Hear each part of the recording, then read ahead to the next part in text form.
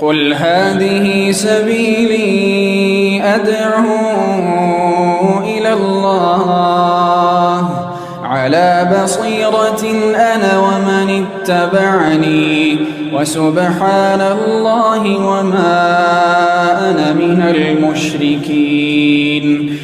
اب میں فضیلۃ الشیخ ڈاکٹر عبدالباری فتح اللہ صاحب حفظہ اللہ کو دعوت دیتا ہوں کہ وہ اہل حدیث مکتب فکر، مذاہب اربع اور تقلید جیسے نہایتی اہم موضوع پر اپنا خطاب پیش کریں۔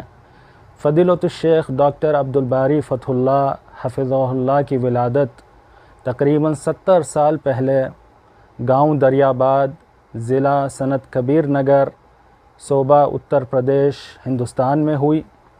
ہندوستان میں آپ نے جماعت اہل حدیث کی مرکزی درسگاہ جامعہ سلفیہ بنارس سے تقریباً 50 سال پہلے سند فراغت حاصل کی۔ ہندوستان سے آپ حجاز مملکت سعودی عرب منتقل ہوئے اور جامعہ اسلامیہ مدینہ نبویہ سے تقریباً 40 سال پہلے BA کی ڈگری حاصل کی۔ اس کے ساتھ ہی آپ کا MA کے مرحلے میں بھی داخلہ ہو گیا اور اس طرح تقریباً 35 سال پہلے آپ نے فن اصول حدیث میں MA کی ڈگری بھی حاصل کی۔ MA کے مرحلے کے اختتام پر حکومت مملکت سعودی عرب نے آپ کو متحدہ عرب امارات کی راجدھانی ابوظہبی کے جوار ایک شہر شاہامہ کی طرف بطور مدرس اور داعی ارسال کیا، جہاں پر آپ نے 23 سال تدریسی اور دعوتی خدمات کو بخوبی انجام دیا۔ اس دوران تفسیر، حدیث، اصول حدیث، اصول فقہ اور عربی نحو کی معتبر کتابوں کی تدریس کی۔ آپ کے حلقہ درس سے مستفید طلباء متحدہ عرب امارات میں پھیل گئے اور کتاب و سنت کی منہج سلف کے مطابق ترویج اور اشاعت کو اپنا نصب العین متعین کر لیا۔ امارات میں قیام کے دوران ہی آپ نے ہندوستان کی قدیم درسگاہ دلہی یونیورسٹی سے تقریباً 12 سال پہلے اصول حدیث میں PhD کی ڈگری بھی حاصل کی۔ متحدہ عرب امارات سے تقریباً 12 سال پہلے آپ مملکت سعودی عرب کی راجدھانی ریاض منتقل ہوئے اور وہاں کی عظیم الشان درسگاہ امام محمد ابن سعود اسلامی یونیورسٹی میں بطور پروفیسر حدیث مقرر ہوئے۔ 10 سال وہاں حدیث کی خدمت سر انجام دینے کے بعد تقریباً 2 سال پہلے آپ کا ریٹائرمنٹ واقع ہوا۔ اپنی تدریسی اور دعوتی خدمات کے ساتھ ساتھ آپ نے اپنے آبائی وطن دریاباد میں تقریباً 30 سال پہلے ایک بہت بڑا تعلیمی ادارہ بھی قائم کیا، جسے اہل علم جامعہ اسلامیہ دریاباد کے نام سے موسوم کرتے ہیں۔ بڑی ہی مختصر سی مدت میں اس ادارے نے کئی کامیابیاں حاصل کیں۔ اس جامعہ اور اس کے ملحق مدارس، مساجد اور مکاتب سے آج بھی اس علاقے کے لوگ مستفید ہو رہے ہیں۔ اس مختصر سے تعارف کے بعد میں دوبارہ نہایت ہی ادب و احترام سے فضیلۃ الشیخ ڈاکٹر عبدالباری فتح اللہ صاحب حفظہ اللہ کو دعوت دیتا ہوں کہ وہ تشریف لائیں اور موضوع اہل حدیث مکتب فکر مذاہب اربع اور تقلید پر اپنا خطاب پیش کریں۔ فضیلت الشیخ ڈاکٹر عبدالباری فتح اللہ، سابق پروفیسر حدیث، امام محمد بن سعود اسلامی یونیورسٹی ریاض، سعودی عرب۔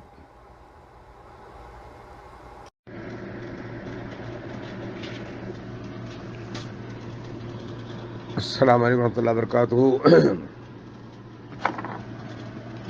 ان الحمد للہ نحمده ونستعینه ونستغفره ونعوذ باللہ من شرور انفسنا ومن سیئات اعمالنا، من يهده الله فلا مضل له ومن يضلل فلا هادي له، واشهد ان لا اله الا الله وحده لا شريك له، واشهد ان محمدا عبده ورسوله۔ یا ایھا الذین آمنوا اتقوا اللہ حق تقاته ولا تموتن الا وانتم مسلمون۔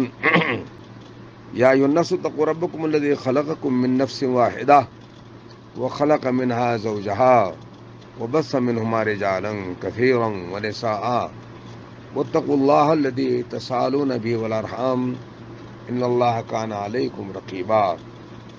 یا ایھا الذین آمنوا اتقوا اللہ وقولوا قولا سدیدا یصلح لكم اعمالکم ويغفر لكم ذنوبكم ومن يطع الله ورسوله فقد فاز فوزا عظيما۔ أما بعد فإن خير الحديث كتاب الله وخير الهدي هدي محمد صلى الله عليه وسلم وشر الأمور محدثاتها وكل محدثة بدعة وكل بدعة ضلالة وكل ضلالة في النار۔ قال صلى الله عليه وسلم كما هو موجود في صحيح البخاري قال لا تزال طائفة من أمتي ظاهرين على الحق حتى يأتي أمر الله لا يضرهم من خذلهم۔ میری امت میں ایک جماعت ہمیشہ ایسے رہے گی جو حق پر قائم رہے گی اور حق پر قائم رہے گی اور اسی پر اپنی زندگی گزارے گی۔ اس کی مخالفت کرنے والے لوگ اس کو کچھ نقصان نہیں پہنچائیں گے۔ اس حدیث کے بارے میں امام احمد بن حنبل، بخاری، ترمذی، خطیب بغدادی، یزید بن ہارون، فلان فلان بہت سے بڑے علماء سے پوچھا گیا کہ اس طائفہ سے کون مراد؟ انہوں نے کہا کہ اگر اہل حدیث نہیں ہیں تو دوسرے نہیں ہو سکتے، اس سے مراد اہل حدیث ہے۔ مجھے فضیلت الشیخ احرار کندی نے کہا کہ آپ کو ایک محاضرہ پیش کرنا ہے، جسے میں کینیڈا بھیجوں گا۔ تو آج میں آپ کے سامنے ایک بیان پیش کرنے جا رہا ہوں جس کے 9 نقاط ہیں۔ پہلا نقطہ تحریک اہل حدیث کا تاریخی موقف اور اس کی خدمات، دوسرا نقطہ تحریک اہل حدیث، تیسرا نقطہ اہل حدیث اور باقی تحریکات، چوتھا نقطہ متکلمین اور مبتدعین، پانچواں نقطہ معمر ترین تحریک، چھٹا نقطہ ایک بہت بڑا مغالطہ اور اہل حدیث، ساتواں نقطہ اہل حدیث مکتب فکر، آٹھواں نقطہ ترک تقلید اور اہل حدیث، نواں نقطہ صداقت کا معیار۔ شاید بیان کچھ لمبا ہو، لیکن مجھے امید ہے کہ سمجھنے والوں کے لیے بہت ہی فائدے کی چیزیں اس میں ہوں گی۔ تو میں اب بیان کر رہا ہوں۔ پہلے تحریک اہل حدیث کا تاریخی موقف، اس کی خدمات۔ دنیا میں اچھی اور بری تحریکیں پیدا ہوتی اور مٹتی رہتی ہیں۔ بعض تحریکات کی قوت سے حکومتیں تک متزلزل ہو گئیں۔ حسن بن صباح، مرداس اور ازرق جیسے خوارج کا اتنا رعب تھا کہ بادشاہ رات کو اپنی آرام گاہوں میں سو نہیں سکتے تھے۔ صالح تحریکوں کا اثر بھی صدیوں تک دلوں کو متاثر کرتا رہا۔ طوعاً و کرہن لوگ ان تحریکوں سے بہرحال تعاون کرتے رہے۔ تحریک معتزلہ نے مامون الرشید ایسے دانشمند بادشاہ کو بری طرح اپنی گرفت میں لیا اور یہ فتنہ متوکل اللہ کے زمانے تک ائمہ سنت کے لیے وبال جان بنا رہا۔ امام احمد اور احمد بن حنبل اور امام عبدالعزیز بن یحییٰ کرانی ایسے اہل حق حضرات کی اپنے حق گوئی کی وجہ سے مصائب میں وہ مبتلا رہے. بڑے بڑے ائمہ نے کہا فاز احمد و خسرنا، یعنی امام احمد کامیاب ہو گئے اس آزمائش میں اور ہم لوگ ناکام ہو گئے. یہ کہہ کر بتایا کہ حالات کس قدر ناہموار تھے، اس لیے اکثر لوگ اس میں بیچارے اپنے موقف پر باقی نہ رکھ سکے. فرحم اللہ الجمیع. تحریک اہل حدیث یہ بھی اپنے وقت کی ایک تحریک ہے جس کا مقصد پہلا اسلام میں اعتقادی اور عملی سادگی کو قائم رکھنا اور افراط و تفریط میں اعتدال کی راہ کا تعین اور اس کی پابندی کرنا. محبت اور بغض میں عموماً انسان اعتدال کی حدوں کو پھانچ جاتا ہے. ائمہ حدیث ایسے موقع پر ہمیشہ نقطہ اعتدال کی تلاش فرماتے اور لوگوں کو اس سے آگاہ فرماتے. تیسرا، قرآن و سنت اور ان کے متعلقہ علوم کی تدوین و اشاعت. چوتھا، زندگی کے تمام شعبوں میں امر بالمعروف و نہی عن المنکر کا اہتمام. روافض کو اہل بیت کی محبت میں غلو تھا اور خوارج کو ان کے بغض میں. اہل سنت نے اعتدال کی راہ اختیار کی. بعض لوگ اللہ تعالیٰ کو عام انسانوں کی طرح مجسم مانتے تھے اور بعض اس کی صفات کو ایک مفہوم کی حد تک سمجھتے اور ان کی حقیقت سے صاف انکار کرتے. ائمہ حدیث نے صفات کی حقیقت کو تسلیم فرمایا اور تشبیہ اور مماثلت کی نفی فرمائی، اور یہی راہ اعتدال تھی اور یہی معتدل قسم کی راہ تھی. قیاس کے ہماگیر اثر نے نصوص اور صحیح احادیث کو بیکار کر کے رکھ دیا اور ظاہریت کی طغیانی نے قیاس کا سرے سے انکار ہی کر دیا، اور یہ دو طرفہ بات تھی. حالانکہ نظائر اور ملتی جلتی چیزوں کے احکام بھی باہم متشابہ رہنے چاہیے. عقل سلیم کا ہی فتویٰ ہے. قرآن حکیم نے اللہ الذی انزل الکتاب بالحق والمیزان فرما کر قیاس کے اسی پہلو کو واضح فرمایا ہے. حافظ ابن حزم نے محلہ کے بعض قیمتی مباحث اپنے اہل حق کی آنکھوں کے لیے محلہ کے بعض قیمتی مباحث اہل حق کی آنکھوں کے لیے نور ہیں، لیکن بعض مضحکہ خیز توجیحات بھی اہل علم کی نگاہوں سے پوشیدہ نہیں. جہاں وہ رکے ہوئے پانی میں پیشاب کرنے کو تو منع فرماتے ہیں لیکن پائخانہ کرنے کی اجازت دیتے ہیں. کیوں؟ کہتے ہیں کہ اللہ کے رسول نے پیشاب سے روکا ہے، پائخانہ کرنے سے نہیں روکا. قیاس کی سمیت کا یہ اثر تھا کہ مسکرات اور محرمات کی جزوی رخصت دے کر حرام کو حلال بنانے کی کوشش کی گئی. چنانچہ نبیذ اور طلا وغیرہ کے مباحث فقہاء رحمہ اللہ کی مستندات میں مرقوم ہیں، اور مفکرین قیاس نے پائخانہ کی نجاست کو پیشاب سے بھی کم تصور فرمایا. اس لیے یہ سمجھنا مشکل نہیں کہ میزان اہل حدیث کے ہاتھ میں ہے، جنہوں نے نبیذ اور طلا کا فیصلہ حدیث کل مسکر حرام، حدیث میں آتا ہے کہ ہر نشہ آور چیز حرام ہوتی ہے، کہ روشنی میں کہا، اور مسکر کا استعمال تو کہیں رہا، اس کی صورت کو بدل کر سرکہ بنانے کی بھی ممانعت فرمائی. اور نجاست کے معاملے میں پیشاب وغیرہ اور نجاستوں کا ایک ہی حکم تصور فرمایا. قیاس صحیح کا بھی یہی تقاضا تھا اور نصوص کا بھی یہی مفاد. اہل حدیث اور باقی تحریکات عموماً تحریکات وقتی تقاضوں کی پیداوار ہوتی ہیں، اسی لیے وقتی اور مخصوص مقاصد کی تحصیل کے بعد ان تحریکوں کی عمر ختم ہو جاتی ہے. مثلا خاندان نبوت کے ہوا خواہوں نے سمجھا کہ خلافت کا حق موروثی طور پر اسی خاندان کو ملنا چاہیے جو نبوت کا خاندان ہے. اس لیے اہل بیت کی طہارت و عصمت میں غلو کیا گیا. حضرت علی کو حضرت صلی اللہ علیہ وسلم کا وصی قرار دیا گیا. نماز اور اذان تک اسی مقصد کے مطابق تبدیل کر دی گئیں. لیکن جب اموی اقتدار نے محمد ابن الحنفیہ جیسے خاندانی لوگوں کو یزید کی دوستی پر مجبور کر دیا تو تحریک کی معنویت ختم ہو گئی اور اس کے انقلابی ارادے معدوم ہو گئے. تحریک کے نام لیڈروں نے تحریک کو عقیدے اور مذہب کا رنگ دے دیا، اور اس طرح یہ وقتی مسئلہ ہمیشہ کی تفریق اور دشمنی کا موجب بن گیا۔ لیڈروں کی ناکامیوں پر پردہ ڈالنے کی یہی صورت تھی جس کے نتیجے میں اہل بیت کا تقدس بڑھ چڑھ کر بیان کیا گیا، ان کی قبریں پوجنے لگیں، مجلس اذان نے ایک جشن کی سی صورت اختیار کر لی اور ماتمی جلسہ تقریب شاہی کی نمائش کرنے لگا۔ تحریک مقصد حیات کے لحاظ سے ختم ہو گئی، لیکن لازوال دشمنی اور تفریق کی ایک بیماری سی امت میں چھوڑ گئی، جس کا نتیجہ یہ ہے کہ شیعہ اور سنی مسلمان میں ایک نوع کا ابدی بعد سا پیدا ہو گیا۔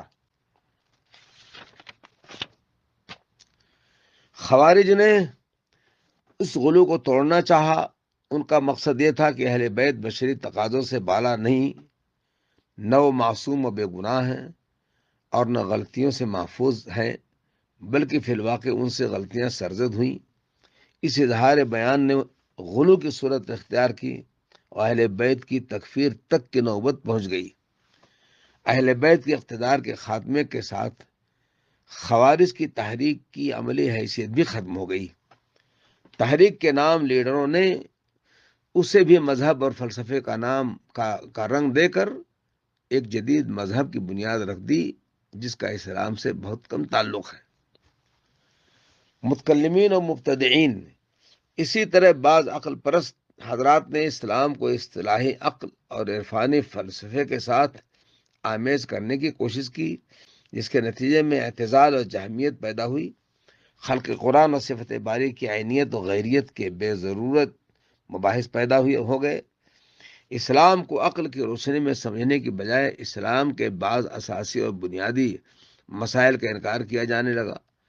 ہمارے حافظ ابن القیم نے متکلمین پر کس قدر یہ پھپتی کسی ہے صحیح کہتے ہیں، لا للاسلام کسرو ولا للاسلام نصرو ولا للفلاسفہ کسرو، نہ اسلام کی مدد ہی کر سکے اور نہ فلاسفہ ہی کی یورش اور الغار کا مقابلہ کر سکے۔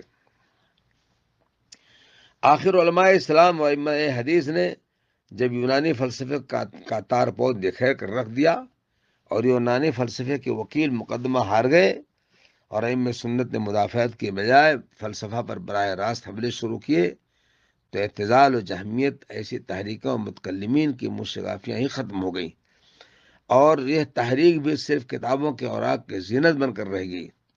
غرض ہر وقتی تحریک کا ہی حشر ہوا اور وہ اپنا کام کر کے یا ناسازگاری حالات کے اثر سے بے اثر ہو گئی۔ معمر ترین تحریک اس سارے عرصے میں تحریک اہل حدیث بدستور کام کرتی رہی۔ اس میں ایسی جامعیت تھی کہ اس کے خدمت گزاروں کو دنیا کے ہر گوشے میں کام ملتا رہا اور ان کی ضرورت محسوس ہوتی رہی۔ پہلی صدی ہجری میں حفظ اور کتابت حدیث، دوسری میں تدوین حدیث اور تصنیف و تالیف کی تاسیس کے کام، اس کے علاوہ اعتقادی اور عملی بدعات سے دس بدس لڑائی۔ ان بدعات نے جن چور دروازوں کو تخریبی اسلام کے لیے کھولا تھا ان کی نگرانی، اس کے ساتھ مسلمانوں کے جماعتی شیرازے کی حفاظت تاکہ بینونی حملوں سے اسلام کی سیاسی قوت تباہ نہ ہو جائے، یہ وہ دور اندیشیاں ہیں جن کے نتائج فکر نے شیخ الاسلام بن تیمیہ جیسے بحر زخار کو بار بار جیل جانے پر مجبور کیا۔ پھر بوقت ضرورت اسی حکومت کی حمایت میں جس نے شیخ کو جیل بھیجا، ایک سپاہی کی طرح میدان کارزار میں داد شجاعت دیتے نظر آئے اور ہلاکو اور چنگیز کی فوجوں سے سینہ سپر رہے۔ یہ اعتدال مزاج اور حفظ مراتب کے وہ عظیم الشان کارنامے اور فوق العادت کام ہیں، حفظ مراتب کے عظیم الشان کارنامے اور فوق العادت کام ہیں جو شاید ائمہ حدیث اور ائمہ سنت اور باب حدیثی کا حصہ تھا، اور یہ تحریک سب سے معمر اور قدیم ترین تحریک ہے جو ان فکروں سے عہدہ برا ہو کر زندہ رہی، کیونکہ یہ تحریک نہ وقتی تھی نہ ظروف احوال کی پیداوار، بلکہ اس کا مقصد پورے اسلام کی خدمت تھا۔ ایک بہت بڑا مغالطہ اور اہل الحدیث، کچھ مدت سے عوام میں ایک مغالطہ کی اشاعت ہو رہی ہے اور اچھے سنجیدہ اور پڑھے لکھے حضرات کو اس میں مبتلا پایا گیا ہے وہ یہ ہے کہ اہل حدیث کوئی مکتب فکر نہیں بلکہ حفاظ حدیث اور اس فن کے ماہرین کو اہل حدیث کا نام دیا گیا ہے۔ اس مغالطے کی حمایت بعض تحریکات نے بھی کی ہے اور بعض کم سواد حضرات نے بھی اپنی تحریروں میں اس خیال کا اظہار فرمایا۔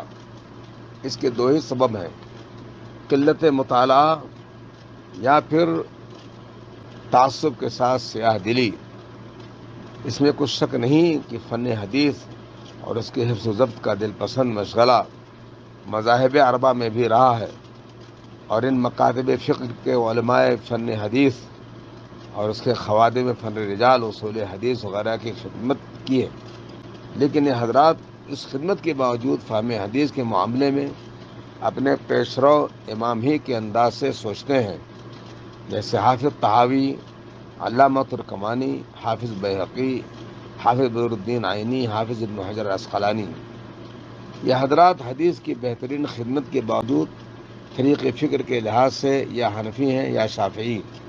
اسی طرح موالک اور حنابلہ میں بھی ایسے خدام حدیث موجود ہیں جو فکر کے لحاظ سے مالکیت یا حنبلیت کے پابند ہیں۔ وہ حدیث کے مفہوم کو سوچتے وقت اپنے ائمہ کے حدود سے آگے نہ بڑھ سکے،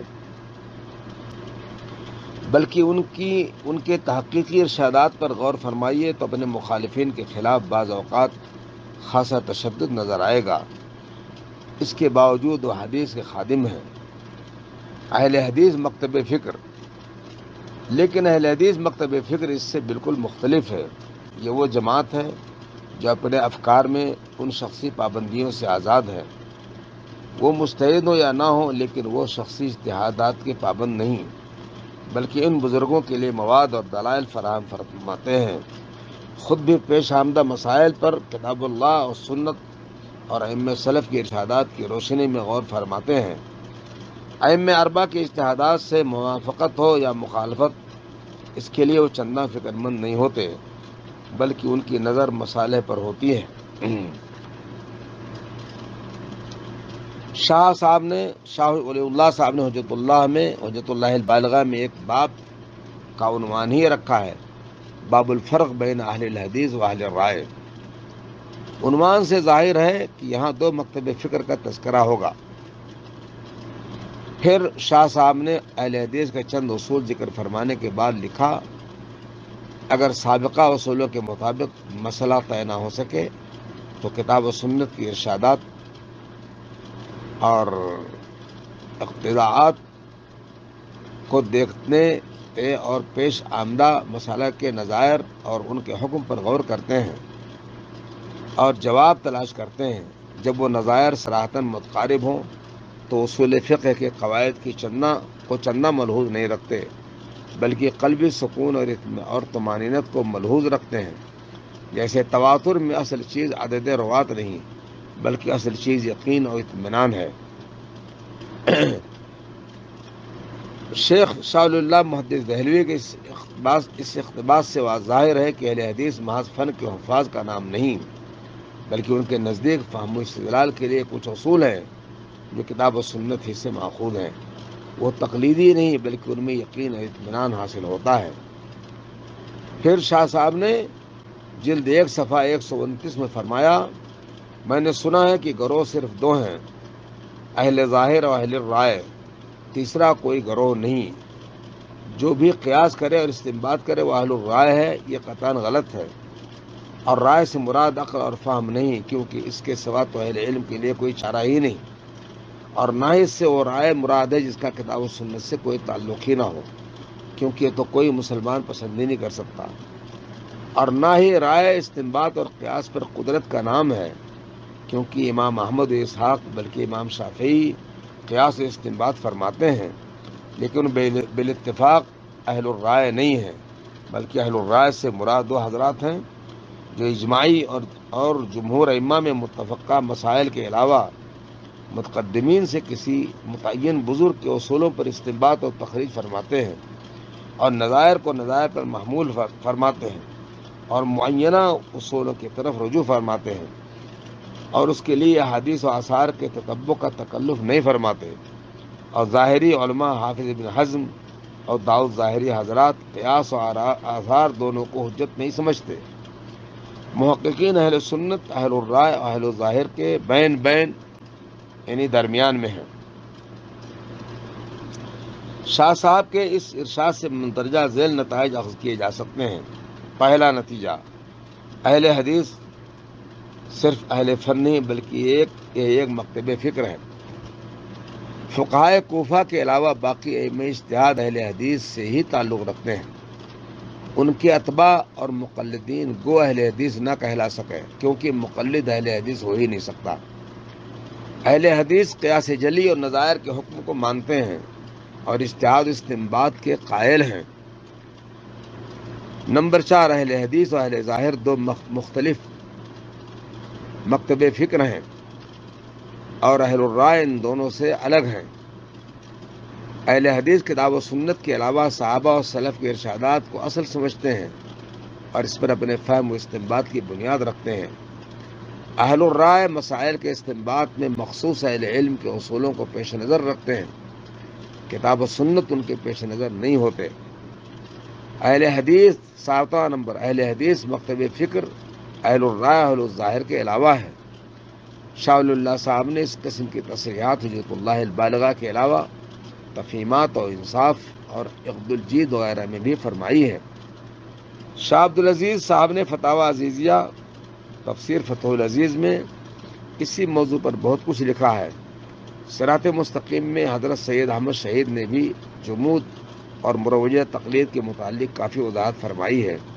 ان تصریحات کی تائید شاہ اسماعیل شہید نے بھی فرمائی ہے۔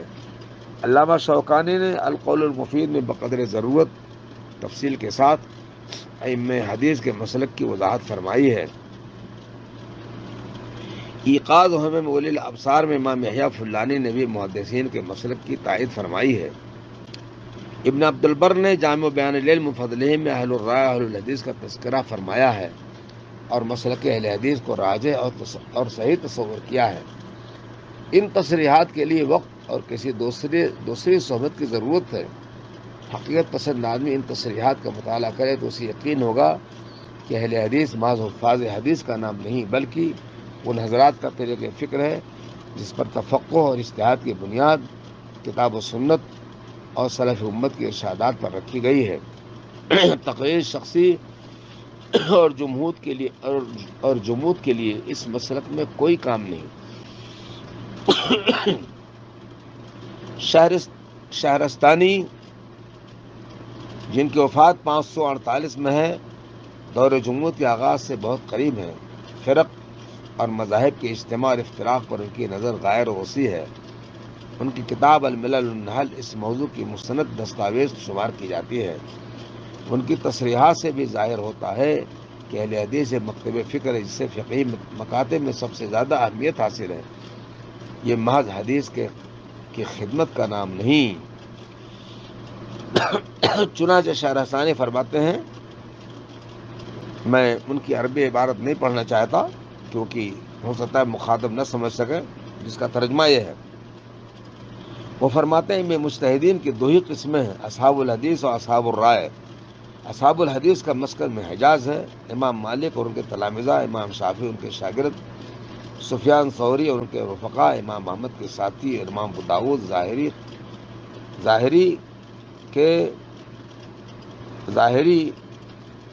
انہی اہل حدیث، انہیں سب کو اہل حدیث اسی لیے کہا جاتا ہے کہ ان کی توجہ حدیث و اظہار اور اخبار کی طرف ہے اور احکام کی بنیاد نصوص پر رکھتے ہیں، جب تک حدیث موجود ہو قیاس جلی اور خفی کی پرواہ نہیں کرتے۔ اس کے بعد فرماتے ہیں اہل عراق کو اصحاب الرائے کہا جاتا ہے، یہ امام ابو حنیفہ اور ان کے تلامذہ ہیں، انہیں امام محمد اور امام ابو یوسف، قاضی ظفر، حسن بن زیاد، ابن سماعہ، قاضی عافیہ، ابو مطیع بلخی اور بشر المریسی وغیرہ شمار ہوتے ہیں۔ انہیں اصحاب الرائے اس لیے کہا جاتا ہے کہ ان کی زیادہ تر توجہ قیاس اور معانی کے استنباط کی طرف ہے اور احکام کی بنا قیاس پر رکھتے ہیں، اور بسا اوقات قیاس جلی کے سامنے خبر واحد کی بھی پرواہ نہیں کرتے۔ شہرستانی کی کتاب جلد 2 صفحہ 42۔ حجت اللہ کا مقام باب الفرق بین اہل الحدیث و اہل الرائے شہرستانی کے اسی مقام کی شرح معلوم ہوتی ہے۔ ہمارا مقصد اس وقت اس جہالت آمیز غلط فہمی کی اصلاح ہے جو بعض علمی حلقوں کی طرف سے پھیلائی گئی ہے کہ اہل حدیث محض فنی خدمت کا نام ہے۔ شہرستانی کے بارے سے ظاہر ہوتا ہے کہ یہ دونوں قدیم مکتوب فکر ہیں جو اختلاف کے باوجود ایک دوسرے سے استفادہ کرنے، ان کا باہم رد و تردید کا مشغلہ تو رہا ہے مگر کسی نے ایک دوسرے کی تکفیر نہیں کی۔ شہرستانی کے دونوں اقتباسات سے ظاہر ہے کہ اصحاب الحدیث ایک مکتب فکر ہے جس نے احادیث کی متون اور اسانید کی حفاظت فرمائی، پھر اس پر فقہی تبویب فرمائی، فروع اور عقائد کی صحت پر استدلال فرمایا۔ شخصی آرا تو ان کے ہاں کوئی قیمتی چیز نہیں، اس لیے فقہائے عراق یا دوسرے فقہا کی طرح ان لوگوں نے اپنی فقہ ایجاد نہیں فرمائی تاکہ لوگ اس پر تقلیدی انداز میں اعتماد نہ کرنے لگے، لیکن کتاب و سنت سے استنباط کی راہیں اور قیاس صحیح کے استعمال کی راہ کھولی۔ شخصی آرا پر نصوص شرعیہ کی برتری کو واضح کیا اور فقہ الحدیث کا بہت بڑا ذخیرہ اہل علم کے سامنے رکھ دیا۔ تاریخ کے امام اور تنقید کے مؤسس علامہ عبد الرحمن بن خلدون جن کی وفات 808 میں ہوئی، ان کے ایک اقتباس پر غور فرمائیے۔ فرماتے ہیں، یہاں بھی میں ان کا ترجمہ ہی کر رہا ہوں، فقہ کی 2 قسمیں ہیں، فقہ اہل الرائے جن کا مرکز عراق ہے اور فقہ اہل الحدیث جن کا مرکز حجاز ہے۔ اہل عراق میں حدیث کا چرچا کم تھا اور وہ قیاس میں ماہر تھے، ان کے امام حضرت ابو حنیفہ رحمۃ اللہ علیہ ہیں۔ ابن خلدون کا تاریخی مقام پڑھے لکھے لوگوں سے مخفی نہیں، ان کے ارشاد سے ظاہر ہے کہ اہل حدیث کو محض حفظ حدیث تک محدود رکھنا تاریخ سے بہت بڑی بے خبری ہے یا عصبیت کی وجہ سے دیانت میں نقص بلکہ خیانت ہے۔ اسی طرح کی بات علامہ ابو منصور عبد القاہر البغدادی نے بھی، جن کی وفات 429 میں ہے، انہوں نے بھی کہی ہے، اور علامہ کاتب چلپی کی نظر اصحاب مذاہب ان کی تصنیف پر جس قدر ہے وہ ان کی کتاب کشف الظنون سے ظاہر ہے۔ وہ فرماتے ہیں، واکثر التصانیف فی اصول الفقہ لأہل الاعتزال المخالفین لنا فی الاصول ولأہل الحدیث المخالفین لنا فی الفروع۔ اس کا ترجمہ یہ ہوا کہ اکثر جو تصنیف اصول فقہ میں وہ معتزلوں کی ہے جو ہمارے مخالف ہیں اصول میں، اور اہل الحدیث کی جو ہمارے فروع میں مخالف ہیں۔ آپ بتائیے، معلوم ہے جو لوگ اصول فقہ میں اصحاب التصانیف ہیں وہ محض الفاظ کے حافظ نہیں اور فہم الفاظ میں بھی تحقیق نظر رکھتے ہیں، ان کی اصول فقہ پر دقیق نظر ہے، اس لیے انہیں فنکار کہنا کسی فنکار ہی کا کام ہے، کوئی عالم یہ جرات نہیں کر سکتا۔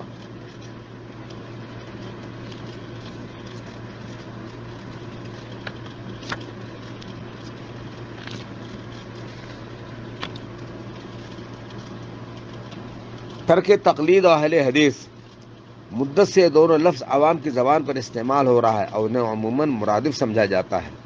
ہندوستان میں دونوں لفظ ائمہ اربعہ رحمہ اللہ ان کی طرف منسوب مسالک کی پابندی کے خلاف استعمال کیے گئے ہیں، حالانکہ امر واقعہ یہ ہے کہ جمود کی مخالفت ان ائمہ کرام اور ان کے اتباع نے بھی کی ہے۔ اس کے بعد محقق اہل علم ائمہ اربعہ کے ساتھ عقیدت اور ان کے علوم سے استفادہ کے باوجود بعض فرعی مسائل میں ائمہ اجتہاد سے اختلاف کا اظہار بھی فرماتے ہیں۔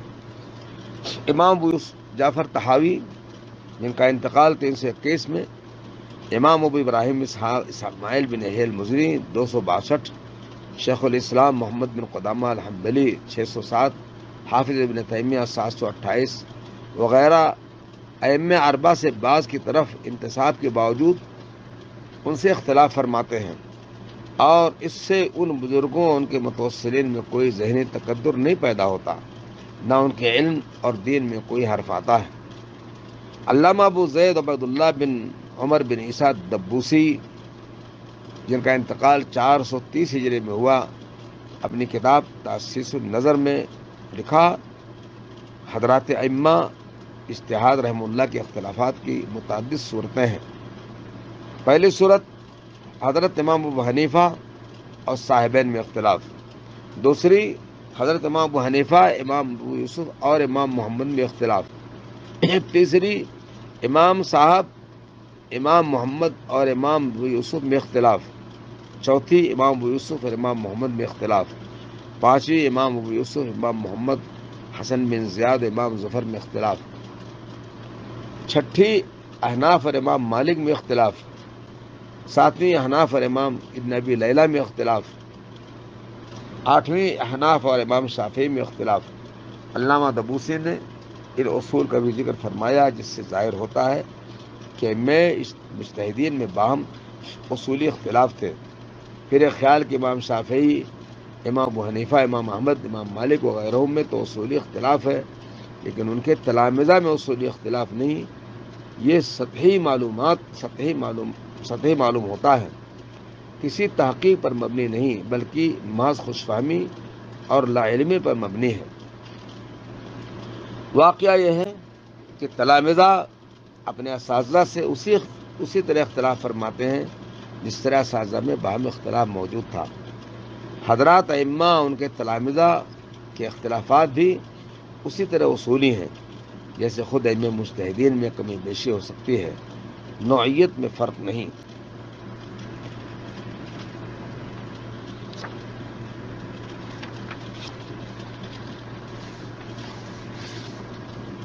صداقت کا معیار، عقول کی طغیانیوں اور درایت کی ان بے قراریوں میں صداقت کا معیار ائمہ حدیث اور علماء سنت ہی تھے۔ جس قدر یہ گروہ حدیث اور علماء حدیث سے قریب ہو سکتا، اسی قدر اپنی صداقت پر ناز کرتے اور نقل و روایت میں ان ائمہ فن پر پورا اعتماد فرماتے۔ جاہز معتزلی اور ائمہ اعتزال کے امام ہیں، لیکن اس وقت کے حوادث میں حضرت عثمان کے حامی اور انہیں کو برحق سمجھتے ہیں۔ حضرت عثمان کی حمایت میں انہوں نے ایک کتاب لکھی جس کا نام العثمانیہ ہے۔ اس کتاب میں علماء اہل حدیث کے متعلق فرماتے ہیں، وَأَصْحَابُ الْأَثَرِ مِنْ شَأْنِهِمْ رِوَایَةُ كُلِّ مَا صَحَّ عِنْدَهُمْ عَلَيْهِمْ كَانَ وَلَهُمْ، یعنی اہل حدیث ہر صحیح چیز کو بیان کر دیتے ہیں، چاہے ان کے حق میں ہو یا ان کے خلاف ہو، یعنی موافق پڑے یا مخالف۔ عقائد اور فروع کے اختلاف اور آراء و افکار کی تبدیلیوں کے باوجود مقلد یا غیر مقلد ایسے القاب کا استعمال بطور واقع ہوتا رہا ہے، لیکن بطور عیب اور طعن یا تعریف و توصیف بالکل نہیں ہوا، غالباً اس لیے کہ اس وقت وہ سیاسی وجوہ موجود نہ تھے جو آج کل اس تنابز بالالقاب کا سبب بن رہے ہیں۔ عوام تو عوام ہیں، اچھے علماء اور اصحاب التدریس بھی ان القاب کا استعمال مدح اور ذم کی نیت سے فرماتے ہیں۔ قدماء اہل علم میں انتصاب بھی ہوتا رہا، اور ایسے لوگ بھی ہر زمانے میں رہے جو کتاب و سنت سے براہ راست اپنی بساط کے مطابق استدلال فرماتے اور ان نسبتوں سے بالکل بے نیاز ہوتے۔ امام ابو جعفر منصور نے امام مالک کے سامنے تجویز پیش کی کہ موطا کو پوری قلمرو میں دستور کی حیثیت دے دی جائے، تو امام مالک نے تجویز مسترد کر دی اور فرمایا اس کا ترجمہ یہ ہے کہ صحابہ کرام مختلف شہروں میں پھیل گئے، ہر ایک نے ہر شہر میں اپنی ثوابدید کے مطابق فتویٰ دیا۔ اہل مدینہ کا بھی قول ہے اور اہل عراق کی بھی ایک رائے ہے جو ان کے حالات کے مطابق نافذ ہو رہا ہے۔ امام مالک نے شخصی آراء کی قانونی پابندی کا انکار فرما دیا اور مختلف اقوال کی مختلف ممالک میں اجازت دی، اور جمود اور شخصی آراء کی پابندی کو پسند نہیں فرمایا۔ خلیفہ ابو جعفر نے اسے معقول سمجھ کر اپنا ارادہ بدل دیا۔ شیخ ابو اسحاق ابراہیم بن حسین بن خالد، جن کا انتقال 240 ہجری میں ہوا، بڑے عالم اور فقیہ تھے۔ وہ کان یذهب الی النظر و ترک تقلید، وہ خود قرآن حدیث سے استفادہ کر کے فتویٰ دیتے تھے اور تقلید نہیں کسی کی کرتے، اور امام پہلے مذہب مالک کے آدمی تھے۔ شیخ اسماعیل بن اسحاق بن ابراہیم، جن کا انتقال 384 میں ہے، ان کے متعلق لکھا ہے، وَكَانَ مِنْ أَهْلِ الْفِقْهِ وَالْحَدِيثِ وَغَلَبَ عَلَيْهِ الْحَدِيثِ وَكَانَ فُتْيَاهُ بِمَا ظَهَرَ مِنَ الْحَدِيثِ، یعنی وہ فقیہ تھے، حدیث کی طرف ان کا زیادہ رجحان تھا اور ظاہر الفاظ حدیث کے مطابق فتویٰ دیا کرتے تھے۔ شیخ قاسم بن محمد بن قاسم 207 متوفا کے متعلق مرقوم ہے کہ کان یذهب مذہب الحجہ، یعنی دلیل کے پابند تھے، اسی پر عمل پیرا تھے۔ وقت کے بعد مشاہیر کے خلاف کتاب لکھی، اس کا نام رد علی المقلد رکھا۔ یہ بھی پہلے مالکی تھے، اسی لیے ان کا بھی تذکرہ ان کی کتاب الدیباج المذہب میں ہے۔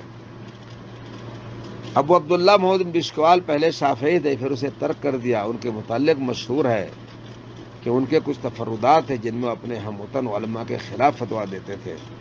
شیخ ابو محمد عبداللہ الاصیلی، جن کا انتقال 392 ہوا، امام دارقطنی کے استاذ تھے، امام مالک کے مذہب کے حافظ تھے، لیکن ان کے بارے میں آتا ہے کہ آخر میں تقلید ترک کر دی اور حدیث کے بہت بڑے ماہر تھے۔ طبقات کی کتابوں کو بغور پڑھنے سے معلوم ہوتا ہے کہ ہر زمانے میں ایسے لوگ کثرت سے ملتے ہیں جو مروجہ تقلید کے پابند نہ تھے، دلائل سے تمسک کرتے تھے اور اپنے وقت میں قیادت اور امامت کے مقام پر فائز تھے، علماء اور عوام میں عزت کی نظر سے دیکھے جاتے تھے۔ آج کی طرح تنفر اور تنابز بالالقاب کا رواج اس وقت موجود نہ تھا۔ اہل حدیث، اصحاب الحدیث، اصحاب الاثار وغیرہ ناموں سے بوقت ضرورت ان کا ذکر ہوتا تھا۔ جمود و تقلید کے متعلق اجماع کا دعویٰ، جس کا ذکر عام سطحی قسم کے لوگ بلا تحقیق کر دیتے ہیں، درست نہیں۔ یہ درست ہے کہ دونوں رجحان موجود رہے اور علم و نظر کی کثرت یا قلت کے سبب ان میں کمی اور بیشی ہوتی رہی۔ تان و تشنیع کے بغیر لوگ اپنے اپنے حالات کے مطابق عمل کرتے رہے۔ علماء بحث و تحقیق و بحث و نظر سے مسائل پر گفتگو فرماتے رہے اور ان پر اعتماد کرتے ہوئے اسلام پر عمل کرتے رہے۔ یہ مختصر میرا بیان ہے، اس سے زیادہ بیان کرنے میں ڈر ہے کہ سننے والوں کو تھکان نہ آ جائے اور انہیں اکتاہٹ نہ ہو، اس لیے میں اسی پر ختم کرتا ہوں۔ اس بیان سے اس چیز واضح ہوئی کہ اہل حدیث مذہب بہت پرانا ہے۔ اگر اس پر میں دوبارہ بیان کروں تو اور بہت سی چیزوں کو بیان کروں جو اس تھوڑے سے وقت میں اس کا بیان کرنا ممکن نہیں تھا۔ بس میں اسی پر اکتفا کرتا ہوں اور یہ جان لیجیے کہ اہل الحدیث مذہب یہ تقلیدی مذاہب سے بہت پہلے سے، جب سے حدیث رسول کا ذکر دنیا میں ہوا، اس کی نشر اشاعت ہوئی، اسی وقت سے ہے۔ تقلیدی مذاہب تو بہت بعد میں ہوئے۔ شاہ ولی اللہ محدث دہلوی کہتے ہیں اس کی بنیاد 4 صدی سے پڑی ہے، اس سے پہلے ایسی کوئی بات نہیں تھی جس کو مذہب کہا جائے۔ میں اسی پر اپنی بات کو ختم کرتا ہوں۔ وآخر دعوانا الحمد للہ رب العالمین۔ احسن اللہ علیکم وبارک فیکم۔ میں اپنی طرف سے اور مرکزی جمعیت اہل حدیث کینیڈا کے تمام عہدیداروں کی طرف سے فضیلۃ الشیخ ڈاکٹر عبدالباری فتح اللہ حفظہ اللہ کو خصوصی شکریہ پیش کرتا ہوں کہ آپ نے اپنی بے پناہ مصروفیات کے باوجود اپنے قیمتی وقت میں سے کچھ وقت ہمیں بھی عنایت کیا اور یہ علمی قیمتی خطاب پیش کیا، اور اللہ تعالیٰ سے دعا گو ہوں کہ اللہ تعالیٰ آپ کی زندگی، صحت، وقت اور مال میں برکت عطا کرے، آپ کے جہود عظیمہ کو قبول فرمائے اور آپ کو مزید کرنے کی توفیق عطا کرے۔ وذكر فإن الذكرى تنفع المؤمنين وما خلقت الجن والإنس إلا ليعبدون